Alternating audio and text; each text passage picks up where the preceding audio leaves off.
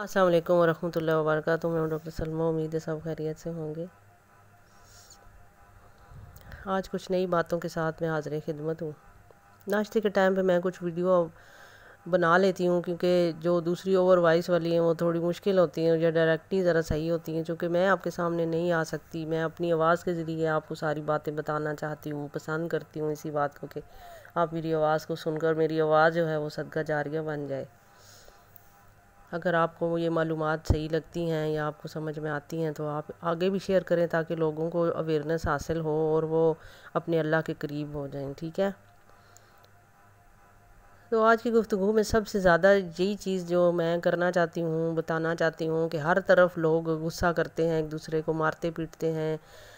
ये गुस्सा शैतान की तरफ से जो होता है, शैतान आपके ऊपर हावी होता है। तो नबी पाक ने फरमाया है कि अपने अखलाक को बेहतर कर लो।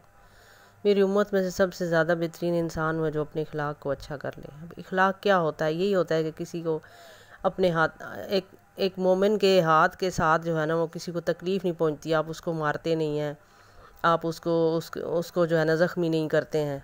इस तरह ज़ुबान जो होती है, ज़ुबान की जो चुभन होती है कि एक बंदा गुस्से के साथ अगर किसी के साथ बात करता है उसका दिल टूट जाता है। अगर एक बंदा आपके साथ ये उम्मीद रखता है कि आप उसके साथ प्यार के साथ बात करें, तो उम्मीद अगर वो रखता है तो आप उसे प्यार दें। क्योंकि अगर आप कुछ भी नहीं दे सकते तो आप कम से कम दो लफ्ज़ तो दे सकते हैं ना उसको। क्योंकि ज़िंदगी में अगर इंसान की कोई परेशानियां आती हैं, दुख आते हैं, तो वो झेलना उसे खुद ही होता है। लेकिन प्यार का जो लफ्ज़ दो होते हैं ना, इखलाक वाले, इखलाक के हुस्ना का जो आला मुकाम होता है ना, वो उसका नाम प्यार मोहब्बत होता है। तो अगर आप इखलाक के हुस्ना का आला नमूना पेश करते हुए जिसको जो चाहिए आप वो दें, किसी की जो भी तलब है उसको वो दें, अपने लिहाज से आप दें, क्योंकि आपने अपनी कब्र को सीधा करना है। आप जो दे सकते हैं, क्योंकि एक कहते हैं ना कि किसी का रिज्क जो होता है ना, वो लिखा हुआ खुदा की तरफ से आता है। बंदा नहीं उसको दे सकता, ना ही उसको प्लान कर सकता है। अगर कोई आपसे प्यार के दो लफ्ज़ मांगे तो आप उसके लिए टाइम निकालें, आप उसे दें। अगर आपके हौसले से ही अगर उसकी ज़िंदगी बनती है तो आप उसकी बनाएं। लेकिन ये बात याद रखें कि किसी को भी प्यार के लफ्ज़ देने से पहले ये सोच लें कि वो आपसे जो एक्सेप्ट मतलब जो चाह रहा है, जो आपसे उम्मीदें उसकी लगी हुई हैं, आप उसको क्लैरिफाई कर देंगे कि आप किस हद तक, अब क्यों आप उसके साथ इखलाक के साथ पेश आ रहे हैं। हो सकता है कि आप उसे वैसे ही बात कर रहे हो और वो ये अगला बंदा ये समझ रहा हो, चाहे वो लड़कियों में से है या लड़कों में से, कि वो ये समझ रहा हो कि आप उसके साथ प्यार कर रहे हैं, आप उसके साथ जो है ना वो एक जज्बाती लगाव है आपका। ये बात क्लैरिफाई करनी ज़रूरी है। यहीं से मसले ख़राब होते हैं कि गलत फहमियों से इंसान बहुत आगे तक चला जाता है। तो आप प्यार के साथ बात करें।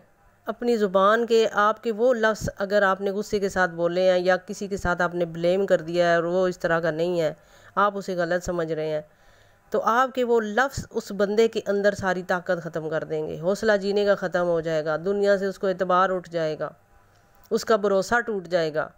आप अपने लफ्ज़ों से किसी की जिगर को ज़ख्मी मत करें, किसी के दिल को मत तोड़ें।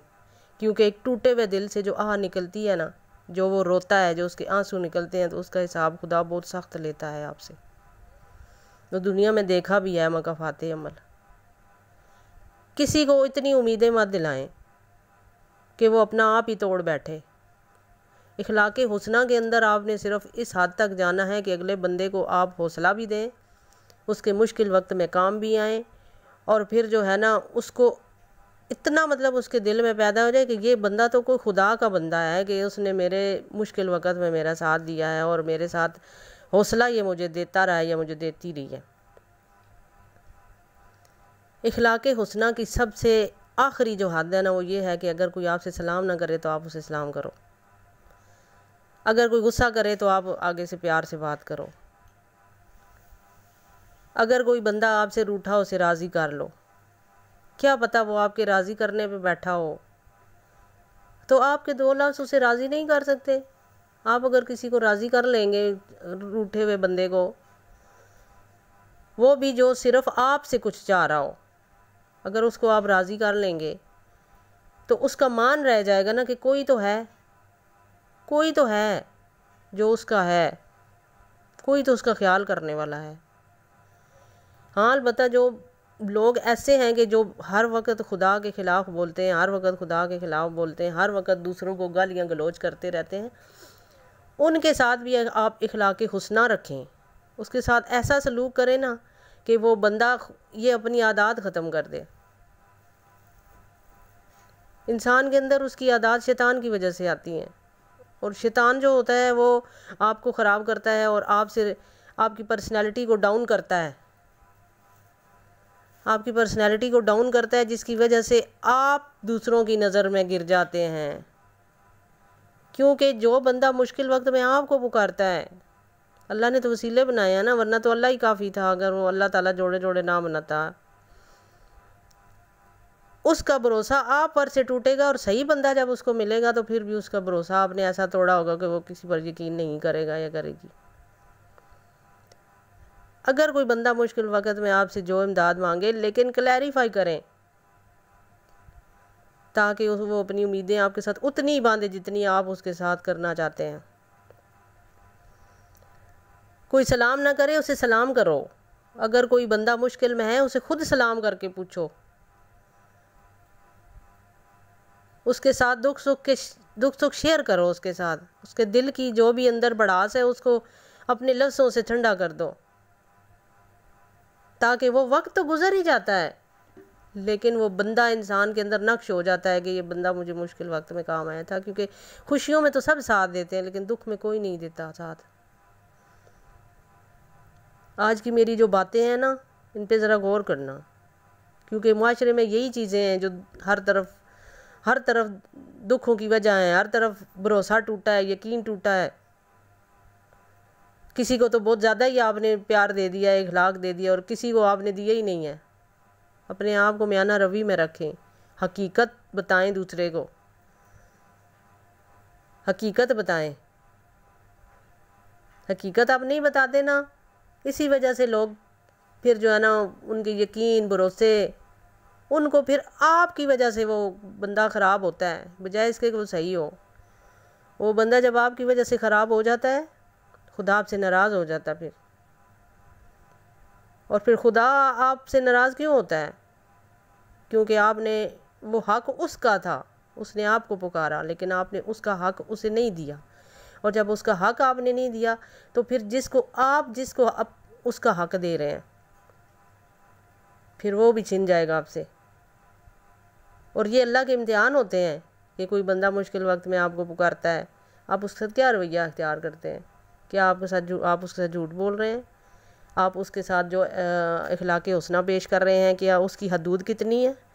हदूद से आगे उसको पता भी है, या वो झूठी उम्मीदें अपने दिल में बसा बैठा है, या आपने उसके अंदर इतना इन्वॉल्वमेंट कर लिया है इखलाक़ हुस्ना के साथ कि आपने उसको ऐसी जगह पे ला छोड़ा है जहाँ से फिर वो बिल्कुल उसने अपने जिस्म को ही ख़त्म कर लिया, उसकी रूह पाश पाश हो गई, उसका जिगर ज़ख्मी हो गया, उसका दिल ज़ख्मी हो गया।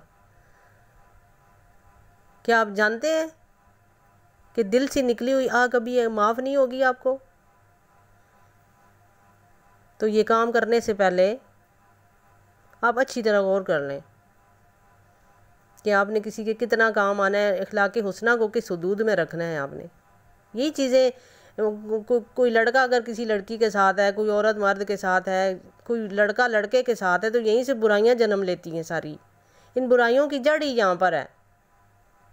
या किसी के साथ लड़ाइयाँ कर रहे हैं तो उसको मार रहे हैं, उसके यही जो हाथों से मार रहे हैं ना, लड़ाइयाँ कर रहे हैं, आप उसे डंडों से मार रहे हैं, चाहे वो अपनी बीवियाँ हैं आपकी, चाहे वो बहनें हैं आपकी, चाहे वो माएँ हैं आपकी। उसी तरह ज़ुबान के तीर तो उससे भी ज़्यादा, क्योंकि ज़ख्म हाथ से लगाए हुए तो भर जाते हैं, लेकिन ज़ुबान के जो लफ्ज़ होते हैं ना, वो कभी नहीं भरते।